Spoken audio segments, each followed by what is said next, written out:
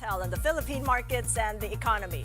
In the headlines, President Bongbong Marcos demands accountability over flood control projects as part of the country got inundated from recent rains. Mahiya naman kayo sa inyong kapwa Pilipino.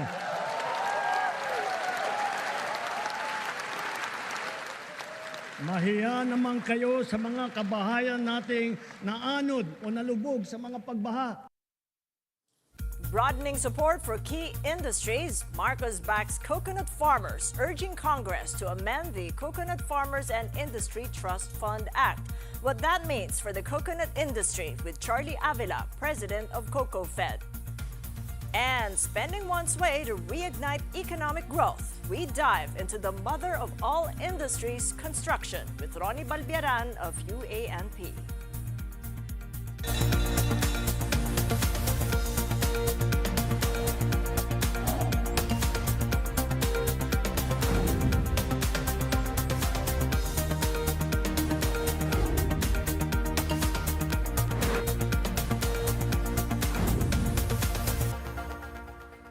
President Bongbong Marcos issued stern warnings on agriculture, water, and other gut issues in his fourth State of the Nation address that lasted an hour and 11 minutes. He warned traders engaging in price manipulation and vowed to expand his signature campaign promise of 20 peso per kilo rice that is currently available in just over 100 Kadiwa centers.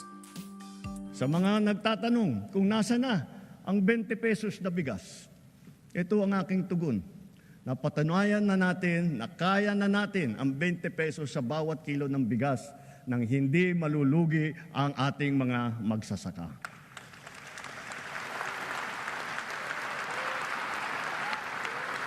Kamakailan lamang ay matagumpay nating nailunsad ito sa Luzon, Visayas at Mindanao, kagaya sa San Juan, Pangasinan, Cavite, Occidental Mindoro, sa Cebu, sa Bacolod, sa Guimaras, Siquijor, Davao del Sur.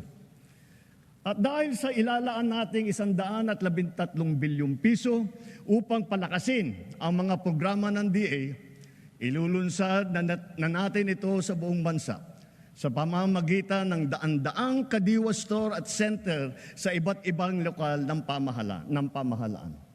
Binabalaan ko ang mga trader na magtatangkang magmanipula ng presyo ng palay o ng bigas o manloloko ng mga magsasaka. Hahabulin namin kayo dahil ang trato namin sa inyong ginagawa ay tinuturing naming economic sabotage. The president chided some water service providers as consumers complain of persistent water interruptions. Marami kaming natatanggap na reklamo na hindi man lang daw umaabot ang tubig sa kanilang mga gripo. Sa lawak ng reklamo, lampas 6 na milyong consumer sa buong bansa ang kasalukuyang naapektuhan. Titiyakin natin mapapanagot ang mga nagpabaya at nagkulang sa mahalagang serbisyong publiko na ito. He also warned electricity distributors not to allow what happened in Siquijor, where crippling blackouts disrupted tourism in the island. Ipinag-utos ko sa DOE, NEA at ERC na pabalikin sa normal ang serbisyo ng kuryente sa Siquijor bago matapos ang taon. Hindi na dapat ito maulit muli. Iimbestigahan ang naging kapabayaan nito at ang iba pang mga katulad na kaso sa buong bansa. Dapat nilang ayusin ang pamamahala ng mga kumpanya ng kuryente at ipag-utos ang pag-refund kung kinakailangan. President Marcos has vowed to run after officials profiting from flood control projects that proved inadequate over the past days. With Metro Manila and parts of the country battered by successive weather systems over the past weeks, the government got its reality check that flood projects are not working. Nag-inspeksyon ako sa naging epekto ng habagat ng bagyong Krising, Dante at Emong. Kitang-kita ko na maraming proyekto para sa flood control ay palpak at gumuho. At yung iba, guni-guni lang. Huwag na po tayo magkunwari. Alam naman ng buong madla na nagkakaraket sa mga proyekto.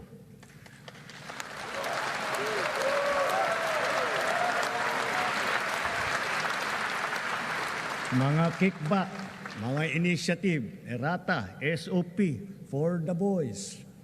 Kaya sa mga nakikipagsabwatan upang kunin ang pondo ng bayan at nakawin ang kinabukasan ng ating mga mamamayan, mahiya naman kayo sa inyong kapwa Pilipino.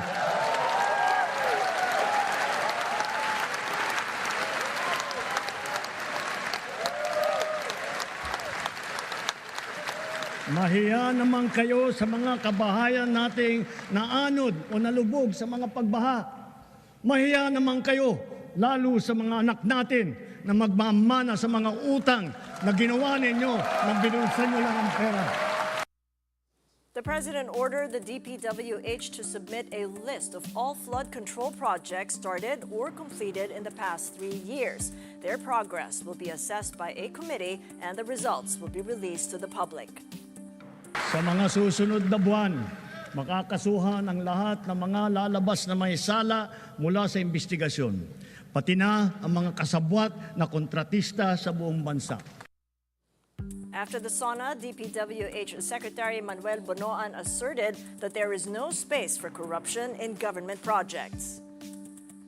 We're taking it very seriously because I think it's we need to be very transparent at this time, and actually lahat ng projects na dapat nating gagawin as the President is instructed, dapat naman talagang makikita na may impact at talagang tama ang pagkadisenyo.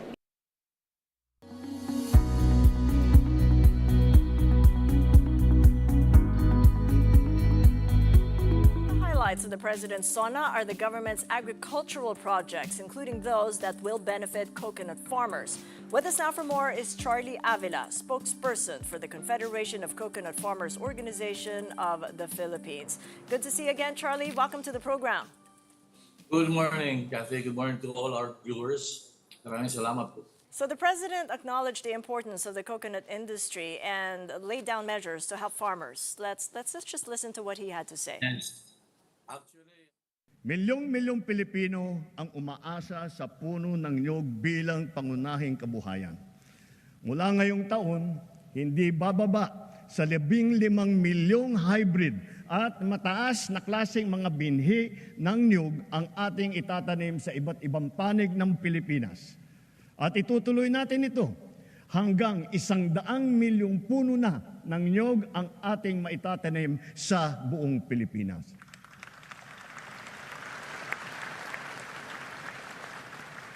At upang lubos na pasiglahin ang industriya ng niyog, hihilingin natin sa Kongreso na amyendahan ang Coconut Farmers and Industry Trust Fund Act para naman maging mas angkop sa mga pangangailangan ng ating mga magsasaka. Bahagi lamang ito na ginagawa nating malawakan pagpapalakas ng iba't iba pang mga industriya. Kasama dito ang industriya ng asin, pagproproseso, pag-export ng niyog. So Charlie, what do you make of that? What good is that going to do to coconut farmers, the trust fund that he mentioned? first of all, we are so happy that the President mentioned the issue of coconut at all. For the first time in a long time, attention has been paid to the importance of coconut farmers and the coconut industry. Lalong-lalo na, most of my readers gave me the feedback immediately nung sabihin niya, amyendahan ang Coconut Farmers and Industry Trust Fund Act para naman maging mas angkop sa mga pangangailangan ng ating mga magsasaka. Matapos niyang sabihin, ipagpatuloy natin ang pagbibigay ng puhunan sa mas marami para makapagsimula ng maliit na negosyo sa mababang interest na walang collateral. Yes, to the point of the coconut farmers, Charlie, exactly to your point, the Fund Act has been there. It's been a law since 2021. That's more than 4 years ago to benefit coconut farmers and their families. So hasn't that worked out for the industry so far? No, because there's a need to amend the law. The very purpose of that law was supposed to be to implement the court doctrine of the precise nature of the ownership ng COCO levy funds. Ang nangyari, the first time the Congress came up with a law, it was vetoed by President Duterte because it gave a lot of power to the beneficial owners, the farmers, which is what the farmers want. And then it also gave governance power to the PCA, the Philippine Coconut Authority. Then after the veto, what Duterte wanted, and it came and became the law, the present law, which Mr. Marcos now once amended, thankfully, unfortunately, was that yung power ng PCA that has been dissipated will finally be concentrated once again so that governance will be possible. In fact, ideally, dapat may special corporation, management corporation attached to the PCA. PCA being a regulatory agency na walang ginawa kundi nakatuon sa special fund. Sapagkat ang Coco Levy Funds ay special fund with special purposes. Panahon ni President Marcos Sr., malinaw na ang isang purpose magkaroon nga ng tinatawag niya noon na credit facility for the farmers and the industry. Nawala yung bangko na yun panahon ni Duterte. Wala nga yung agribank. Dapat pag-usapan ng maigi yan in the amendment. Paano maibabalik yan? Ayun po. So ano po yung mga amendments exactly what the coconut farmers are looking for in the current law? First of all, yung Trust Fund Committee, dapat amendahan yan. Ngayon, not even the Department of Agriculture or the PCA is in that Trust Fund Committee. It is dominated by the Department of Finance. So the tendency to regard the Coco Levy funds not as a trust fund, except in name, but in absolute ownership by the government to do it as they will, to balance the budget, whatever purposes finance has, kailangan mabago yan. That has to be amended. The President of the Philippines now, I think, realizes that is important. May bigay man lamang membership ng DA, PCA, and CONFED, the farmers. Isang importanteng amendment yun. Pangalawa, imbes na ipamigay sa 15 agencies, ngayon, in the meantime, may memorandum circular ang Malacanang na nagsasabi, PCA take the lead. Kasi in the desire of Mr. Duterte before to ensure na hindi masyadong poderoso ang PCA o that there would not be a single corporation that can manage the funds, it was pinamigay sa madami. Kung sino-sino mga ahensya na walang alam at walang pake sa mga magniniyog at sa industriya ng diyog. Kailangan baguhin yan. Alright, marami pa pong pagbabago, but it's a really good start. Charlie, we do have to leave it there, but continue to update us as those amendments come through. Thank you so much, Charlie Avila of CONFED joining us. Well, the 20th Congress opened with Senator Chis Escudero and Representative Martin Romualdez retaining their posts. Senator Francis Escudero secured 19 votes to stay as Senate President, backed by the Duterte bloc and new majority members Bam Aquino and Kiko Pangilinan. Meanwhile, Senator Tito Soto, who garnered 5 votes for Senate President, now assumes the role of minority leader following tradition. In the House, Leyte 1st District Representative Ferdinand Martin Romualdez was re-elected Speaker with 269 votes. He was nominated by J.J. Suarez and seconded by Sandro Marcos, who was later elected as the youngest majority leader in House history. Several lawmakers abstained, including Albi Benitez, who called for stronger support for the president. Davao Representative Paulo Duterte walked out after roll call, refusing to vote and calling the process a political circus. You're watching Money Talks. Coming right up, how should SONA inform one's own investment strategy for the rest of this year? Investment mentor Julian Tarobago joins us live.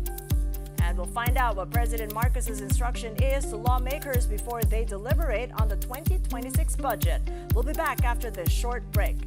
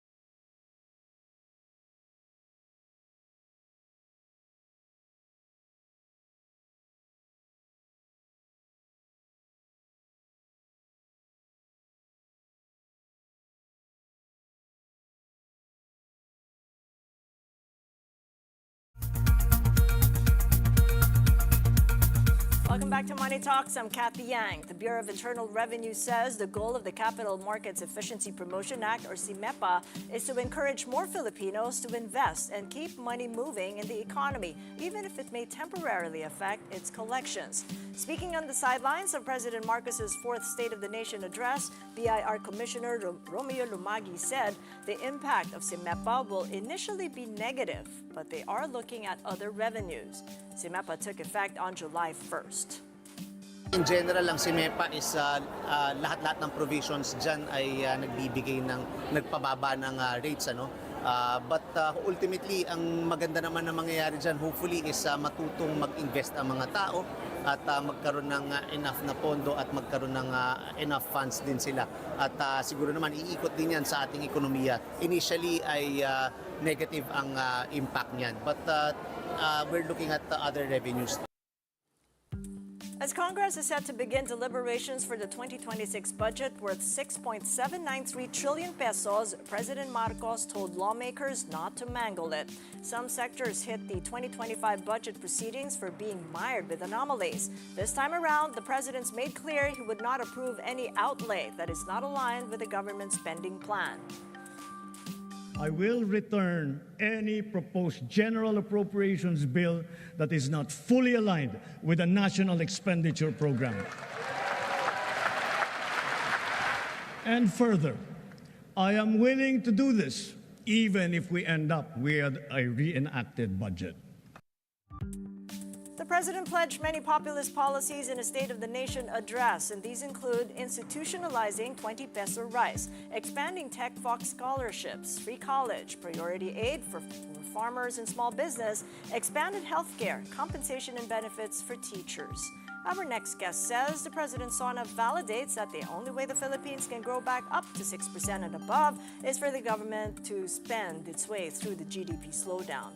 With us now for more is Ronnie Balbaran of the University of Asia and the Pacific. Good to see you, Ronnie. Welcome back to the program. Maraming salamat po, Ma'am Cathy. Okay, so what do you make of all this? I mean, it's certainly welcome developments for the Filipinos with all the populist policies, but certainly there will be an effect on the fiscal health of the economy. Yes, I'm very happy na mahiya naman kayo, sabi ng Presidente. So I was very emotional listening to the President. So it's quite inspiring.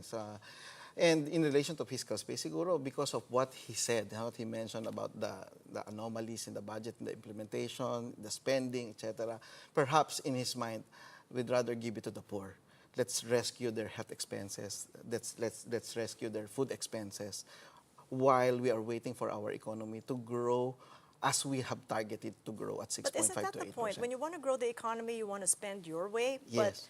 essentially really be sustainable, Yes. because that's going to mean a debt to GDP ratio that might not be sustainable. Yes, but I think in his calculation, I'm second guessing the president, that the way to give it to the extra spending for your sicknesses, extra spending for food inflation, etc., would actually be a better spending item for the corruptions, anomalies that is happening in other parts of our budget. Well, And so while we are having this slowdown for 2025, so why not rescue our poor people, poor Filipinos? And as we actually restructure the budget, as he mentioned, towards the last part of his speech, sabi niya, NEP equals GAA. So, ibig sabihin yung priorities niya will be the ones he will sign. And so, we will have a more structured, a more systematic budget with more integrity of the budget that will be spent for 2026. We will recover our economy. We will collect more taxes there. And so, we will be able to have a more sustainable fiscal management. Okay, so let's zoom right down to the mother of all industries, which is construction, because when we looked at the data, it was pretty stark that, the collected data here shows a drop to a single-digit growth rate. When you compare it with first quarter, it really is an underspending that the government's had over the past quarter. So and it's quite ironic for the Q1 of 2025, which is the election year and the election quarter of our economy. So we should be actually hitting around 15 to 20% for the first quarter of 2025 for government construction, but we only hit 9.1, and so the total for our whole construction industry is around 8%. So that's not big enough. That's not fast enough, and as compared with the 14 years of all our quarters and the 14 years of first quarters, this number 9.1 is relatively very small in relation to pump priming our economy, Correct. pump priming the private construction, and the entire economy, which is driven by the construction industry as the mother of all industries. And which leads us right down to GDP, Yes. reason why we just grew 5.4% when the expectation is 7%. I take particular interest to your GDP chart here because it goes all the way back to 70 years. Yes. Probably our ages combined together. But, I'm seeing crises here that have happened locally as having had an impact on GDP and none of the global policy uncertainty that we've been so concerned about since the start of the year. Yes, it's a bit surprising. No? So this is the chart that proves that the Filipinos are very resilient, and the Philippine economy is very resilient. We've grown for the last 70 years at 4.8%, roughly 5%. And we are targeting a 5.5%. So we should be really targeting 6.5 to 8 because you will have the population growth to take into account, the inflation. So what's 5%? It will be all deteriorated by your population growth and your inflation. So you really need to step into the 8% territory for you to actually have an impact on the lives of the poor people. Looks and like it this shows. is going to be a hard carry then for the Bangko Sentral because Yes. everybody's hoping for the rate cuts, but to what extent will the Bangko Sentral have to cut rates more deeply in order to achieve at least 5.5? 5.5. I think they should accelerate the cuts, no, to 50 basis points at least in the next 2 months, so that we can actually hit 5.5. No, but if they're gonna delay it a little bit more, then I think we're gonna hit 5.3. You know, So that's your forecast for yes, UANP. between and 5.3 to 5.5, if and when the infrastructure spending is at this pace and the rate cut is at this pace. Got that. All right. Well, we'll check back on you then, if and when those happen or not. Thank you. Ronnie Balbaran of the University of Asia Pacific. Let's take a look at the Philippine markets now and see how the PSCI is opening Tuesday. Looks like an extension of the lower trading here, about 0.1% down, 6,376. Local stocks have slipped ahead of yesterday's sauna, declining by over 0.5%. Now, the broader all shares index fell by 0.1%, and the all sectoral gauges were in the red except for services. As for the Philippine peso, it opens today slightly weaker to 57.25 to the dollar. Peso closed yesterday a tad weaker as well, 57.20 against the greenback. As for the 10-year government bond yields, they've slipped to 6.217% from the previous close of 6.243%. And joining us on the investment strategy is investment mentor Julian Tarobago. So good to have you back on, and on this very special day where investment strategies probably want to change after what they've heard. Always a pleasure to be How here. has yours changed? How has mine changed? Well, let's just say after yesterday's sauna, the clouds haven't cleared. It was very well delivered. You've got school connectivity, bridges being rebuilt or built, and rice at 20 pesos is apparently becoming more than aspirational. But there's a key element that was, I think the theme was that there's a glaring opportunity for improvement in terms of execution. And because of that, my outlook remains a bit overcast. When visibility is dim or not very, the roadmap was, for me, I would have wanted more clarity in terms of the road ahead. So when visibility is dim or not so clear, I go to my great score. We talked about it in the past. G for GDP growth. This is how I look at the market. So G for GDP growth, the direction of interest rates, or R. E for earnings growth. T for trends in liquidity and adverse risks. So great. And right now it's 2 out of 5. So I'm keeping that underweight, cautious stance, which implies or prescribes a more defensive stance on Philippine stocks. So is that what you're also prescribing your students? I mean, with your investment class going on, it started like at the first half or first quarter of this year, before the Liberation Day tariffs. So how are you now advising them if there's this cloud of an overhang still? Well, what I'm advising them is stick to your process. So the system prescribes an underweight based on the grade score. That's 2 out of 5. So that means don't bet all in on Philippine stocks. Leave a lot of dry powder, but stay in certain scattered opportunities, not rain showers, but opportunities like Such consumer, as? Yeah. Jollibee, Pure Gold, where you have growth and value at the same time. And I think the transformation's been quite encouraging so far for the students. They're learning how to invest with a system, something that filters out the noise, so they're able to invest with more confidence, with clarity and consistency, not by chasing stock tips, but by filtering out the noise. And How were they taken to MEPA, though? Did they consider that as noise, or are they taking that into consideration? the what? Si MEPA. MEPA. Si MEPA Act. Si MEPA. Lower transaction taxes. Yes, Does that yes. encourage them to invest Yeah, a lot more? absolutely. We talked about this in the last time. So it's from 0.6 to 0.1. So that's definitely encouraging. However, that is one element out of in the grand scheme of things, we're still an underweight because of the factors I mentioned earlier. But at least now they can invest with more clarity. Confusion has turned into control in terms of investing, and the system really helps them invest with confidence. And I'm seeing, like for my learners, fathers and child, or parent and child, and young professionals, even young, very learners, building their own system for investing, and that's what we help them with. Well, I'm thinking they'd want to keep a little bit more cash right now because... Absolutely. So absolutely, what percentage then of the portfolio? If you're underweight stocks, and Yes. what is the rest of the portfolio? If you're a moderate investor, it depends on if you're a conservative, a moderate, or an aggressive investor. If you're of a moderate investor, wherein your neutral allocation would be 50-50 in stocks and fixed income, they would definitely be below the neutral 50% weight in stocks. So if your allocation would ordinarily be under stable conditions, 50% in equities, it would be 30 thereabouts percent. So leave some dry powder to invest going towards your neutral allocation when the outlook, the forecast becomes a bit more clear and positive. But right now it's still a bit overcast. So leave a lot of dry powder. That's a message. Thank you, June. You're welcome. June Tarabago, My pleasure. our investment mentor. And in corporate news, Meralco is on track to hit at least 50 billion pesos in earnings this year, thanks to its strong first-half results. Meralco Chairman and CEO Manny Pangilinan says core profits could rise by low double digits from last year's 45 billion pesos.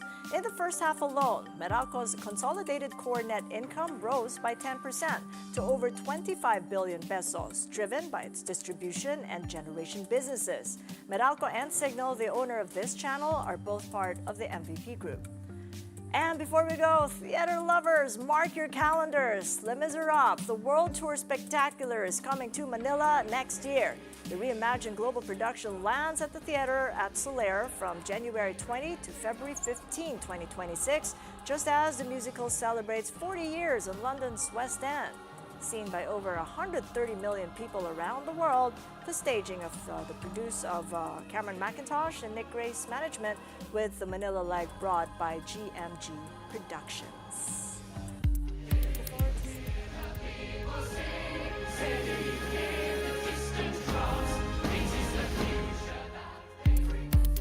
Looking forward to seeing Jean-Paul John and Pantene in Manila. That is it for Money Talks. I'm Cathy Yang. Catch us again tomorrow, 9:30 a.m. here on One News. We're also streamed live on YouTube and on our Facebook channels. Have a great day ahead.